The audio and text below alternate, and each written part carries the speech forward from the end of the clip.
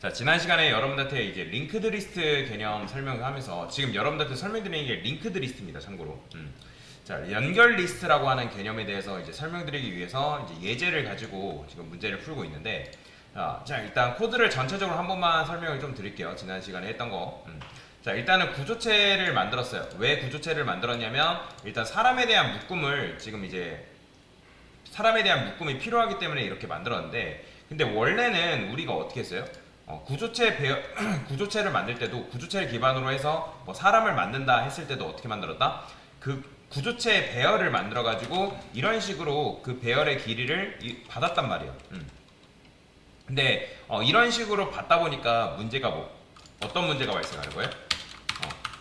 고객 입장에서 여러분들이 이제 고객 입장에서 이제 숫자를 입력을 받는데 지금 숫자가 아니라 이름과 나이를 입력받죠, 그죠? 그러면 고객이 이름과 나이를 뭐 등록하고 뭐 출력하는 그런 이제 프로그램을 만드는데, 그러면 고객 입장에서 나는 10명 관리할래, 그 다음에 20명 관리할래, 그 다음에 또는 뭐 100명 관리할래, 그런 식으로 관리할 수 있다란 말이야. 근데 여러분들이 여기다가 person 한 다음에 person people 해가지고 내가 만약에 100이라 써요. 그러면 100만큼의 메모리가 이제 잡혀 있는 거고, 그 다음에 10이라면 10만큼, 1000이라면 1000만큼의 메모리가 잡히기 때문에, 자, 이런 걸 이제 정적 할당이라 한다 했죠. 그러니까 정적 할당으로 하게 되면 메모리를 일단 잡고 스타트를 이제 진행하기 때문에 어떻다? 여러분들이 어떤 이제 고객의 숫자를 입력받을 때 나는 더 많이 입력받겠다. 뭐 지금 예를 들어서 10명이라 했는데 더 많이 입력하겠다 하면 프로그램 중간에 이 사이즈를 변경하는 게 가능하다, 불가능하다? 불가능하다 했습니다. 그게 이제 정적 할당의 한계라고 말씀드렸죠. 그렇다 보니까 고객 입장에서는 뭐 10명, 20명 또는 많이 받아야 되는 경우에 대해서는 내가 뭐 임의적으로 개발자가 이런 식으로 정해놔야 된다라고 말씀드렸잖아요.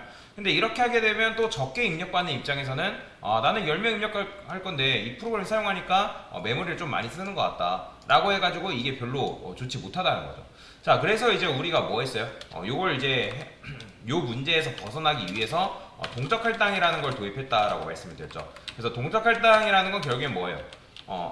배열이랑 살짝 비슷하긴 하지만 동적 할당은 메모리를 힙에서 끌어오는 방법이라고 말씀드렸죠. 그래서 말록을 이용해서 고객이 입력한 것만큼, 예를 들어서 고객이 나는 뭐 퍼스널 쓸게요. 고객이 예를 들어서 뭐 사이즈에다가 입력을 받는데 여기다가 나는 한 10명 입력받겠다. 그러면 10명분의 메모리를 쓰는 거고, 그 다음에 100명을 입력하면 100명분의 메모리를 쓰는 거고. 근데 얘도 결국엔 단점이 뭐예요? 얘도 실행 전에 일단 메모리를 물어본 다음에 고객이 입력하고자 하는 그 숫자의 사이즈만큼 사람을 할당 받아가지고 메모리를 할당 받아가지고 우리가 이름과 나이를 입력받을 수밖에 없는 거죠. 즉 실행 중간에 메모리를 할당받을 수 없으니까 결국에는 정적 할당도 마찬가지고 이런 식으로 만든 동적 할당도 마찬가지고 결국에는 프로그램 실행 중에 우리가 공간을 확보할 수 없기 때문에 뭐 하는 거예요? 필요한 사람마다 끊어서 메모리를 받는 거다라고 말씀을 드렸잖아요. 그죠? 그래서 메모리 공간이라는 게 있고 메모리 공간이 있고 힙이라는 공간이 우리가 이제 메모리 공간이 있다 했을 때, 자, 아까처럼 이어서 쭉 한 번에 받는 게 아니라 어떻게 받는다? 필요할 때마다 한 번 받고 한 번 받고 한 번 받고 입력받고 계속 입력받는 거죠. 언제까지? 우리가 0이라는 값을 입력할 때까지 계속 입력받는 거죠. 근데 이렇게 입력하게 되면 문제가 뭐다? 누가 순위가 몇 번인지 모른단 말이에요. 그러면 우리가 얘를 첫 번째로 입력을 했다 하더라도 몇 번째가 얘가 진짜 첫 번째인지 얘가 두 번째인지 모르기 때문에 어떻게 한다? 여기다가 구멍을 하나 뚫어놓는다 했죠. 그죠? 이 구멍의 용도가 뭐예요? 이 녀석은 포인터 변수로서 다음 사람의 주소를 가리킬 수 있다라고 말씀드렸잖아요. 그죠? 그러니까 다음 사람의 주소를 품고 있기 때문에 얘를 통해서 얘도 마찬가지로 여기 구멍이 있으니까 얘를 통해서 여기로, 얘를 통해서 여기로. 그러니까 이런 식으로 있는 작업을 통해서 우리가 뭐 한다? 얘네들 간의 순서를 지정을 해준다는 거죠. 이런 걸 그래서 뭐라고 하냐면 링크드 리스트라고 합니다. 뭐라고 한다? 링크드 리스트다. 요거 굉장히 중요합니다, 여러분들. 요거 C 언어에서 굉장히 중요한 자료 구조이기 때문에 여러분들이 꼭 알고 계셔야 돼요. 그리고 이거를 왜 쓰고 그리고 어떻게 사용하는지 여러분들 실제로 설명할 줄 알아야 되고요. 자, 그러면 링크드 리스트를 이용하면 여기 있는 구조체 안에다가 내부적으로 만들어 놓은 우리가 지금 얘 같은 경우는 넥스트 변수를 이용하고 있죠. 그죠? 그러니까 넥스트 변수를 이용해서 그 다음 사람 주소, 그 다음 사람 주소, 그 다음 사람 주소 해가지고 우리가 끝까지 도달할 수 있다 없다? 끝까지 도달할 수 있다. 그런 식으로 지금 코드를 만들고 있는 거죠. 그래서 일단 구조체를 만들었고, 일단 이름과 나이를 저장할 수 있는 임시 이제 변수를 만들었고, first, current, last 이런 식으로 만들었는데 왜 일단 얘네들을 만들었냐? 지금 보면 우리가 이제 0을 입력할 때까지 프로그램을 계속 이제 입력받고 있죠. 사람의 이름, 뭐 나이, 뭐 계속 입력을 받고 있는데, 자 여기서 지금 뭐예요? 지금 여기서 우리가 메모리를 확보하고 있죠. 그죠? 근데 메모리를 확보하고 있는데 아까도 말씀드렸던 것처럼 한 번에 뭐 10명, 100명, 1000명 이런 식으로 받는 게 아니라 어떻게 하고 있다? 끊어서 하나하나 받고 있다는 거죠. 자, 그러면 얘는 뭐예요?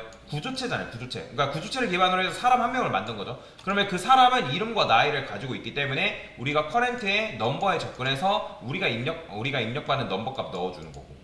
사실 넘버는 지금 입력받고 따로 입력받고 있진 않죠. 반복문에 의해서 넘버 값이 알아서 증가되고 있기 때문에. 그 다음에 여기서 이제 뭐 하고 있어요? 입력받은 나이하고 이름을 집어넣고 있죠. 자, strcpy 왜 썼다고요? 여러분들 커렌트 네임 같은 경우는 지금 배열이기 때문에 얘 여기다가 여러분 이름 집어넣으려면 어떻게 해야 돼요? 원래 0번째, 1번째, 2번째, 3번째 이런 식으로 작성을 한 다음에 각각의 거기다 공간에다가 문자를 입력할 수밖에 없는 거라고 말씀드렸죠. 근데 여러분들이 스트링 카피라는 거, strcpy라는 거 쓰게 되면 우리가 inputted name, 뭐 예를 들어서 여러분들 홍길동, 그 다음에 임꺽정, 뭐 신짱구, 뭐 이런 식으로 입력 받았어요. 그게 알아서 내부적으로 0번째, 1번째, 2번째 널문자까지 해가지고 들어가게 되는 거예요. 그래서 strcpy라는 걸 쓰는 거예요. 그러니까 스트링 카피라는 건 문장을 복사에다가 넣어주는 거다라고 보시면 되거든요.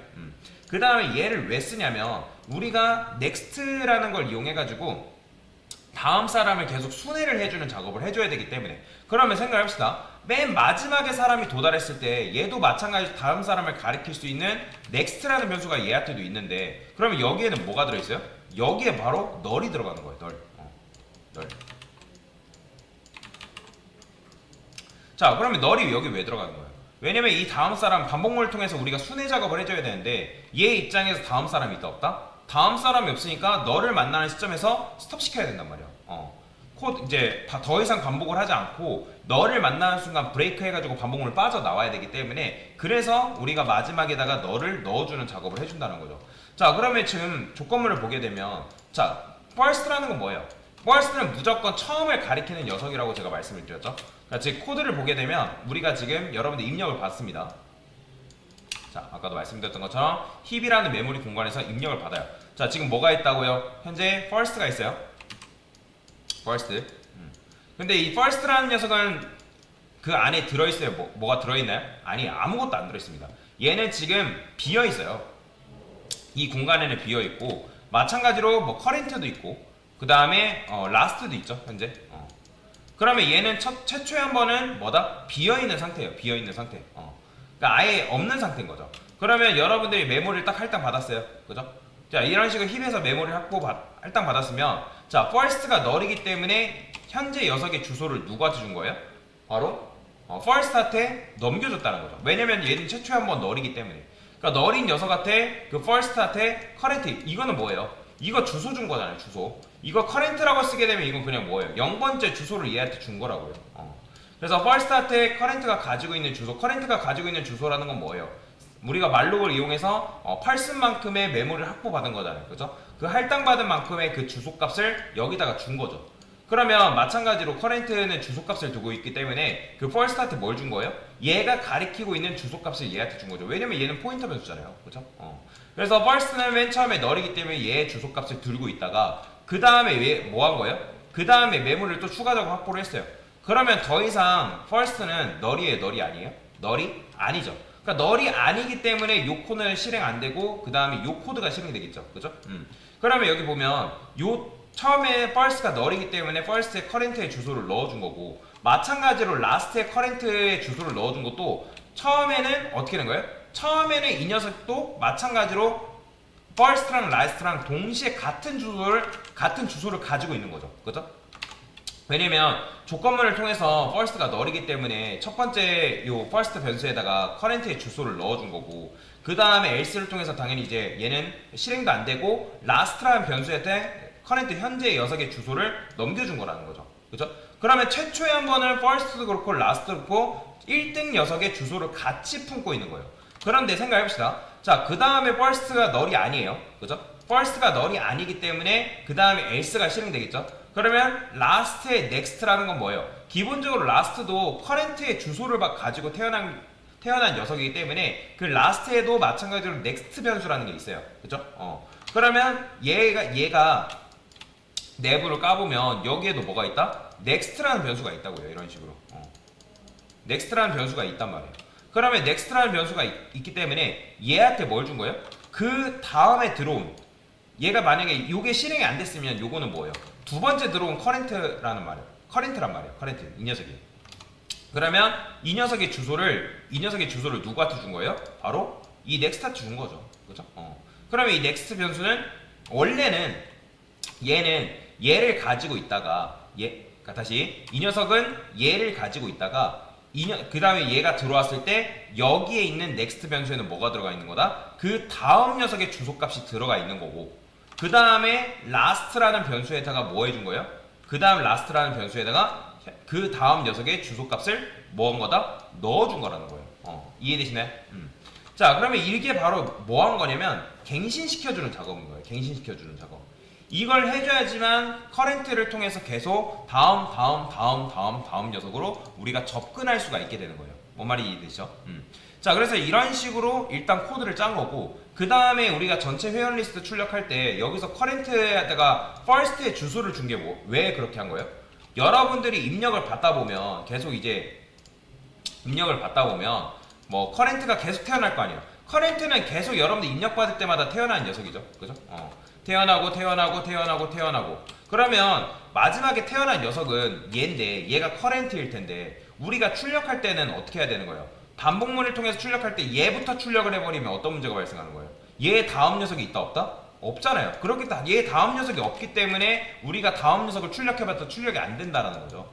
그렇기 때문에 커렌트 변수에다가 뭘 넣어준 거예요? 커렌트 변수에는 first가 맨 처음 녀석의 주소를 들고 있기 때문에 어차피 이 안에 있는 next 변수를 통해서 다음 녀석은 이미 연결되어 있는 상태란 말이에요. 그러니까 연결되어 있는 상태이기 때문에 이 first가 current 주소를 가지고 있기 때문에 그러니까 맨 처음 녀석의 이런 걸 노드라 하거든요. 맨 처음 녀석의 노드의 주소를 가지고 있기 때문에 그 주소를 다시 누구한테 주는 거예요? current한테 준 다음에 current를 통해서 순회 작업을 해줘야 된다는 거죠. 그래야지만 여러분들이 입력했을 때 널이 아닐 때까지 입력을 해야 되는 거고 자 그러면 current next에는 뭐가 들어있어요? current next에는 그 다음 사람의 주소가 들어가 있다는 거죠. 자 그러면 실행을 해봅시다. 자 실행을 했을 때 자 여기서 입력하죠. A에 입력하고 11 입력하고 BB 입력하고 2 입력하고 자 이런 식으로 계속 입력하다가 여러분들이 0 입력하는 순간 딱 깔끔하게 전체 회원 리스트를 이렇게 출력을 한다는 거죠. 그러면 우리가 지금 딱 3번 썼단 말이에요. 그러면 3번 썼으니까 말록을 지금 몇 번 한 거예요?